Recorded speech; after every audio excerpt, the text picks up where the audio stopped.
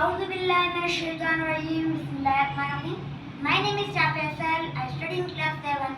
My school name is Muslim Ideal Secondary School and College Gilead. My school principal name is Sir Muhammad Firoz sir. Today my presentation topic is education. Let's start. Education is one of the blessings of life and one of its necessities. Dear sister and brother, dear fellow children, we must work, not wait, not just the politician and the one of leader. We all need to contribute. Me, you, we, it is our duty. We realize the importance of light when we see darkness.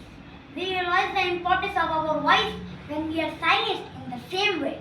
When we were in Swat, the northern of Pakistan. We realize the importance of pen and books when we see guns. Why is it that countries which we call strong are so powerful in creating wars but are so weak in bringing peace? ये कुछ समझ भी आई है जी?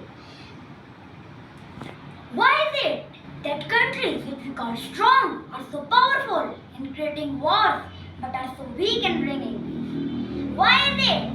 Why is it that giving guns is so easy but giving books is so hard?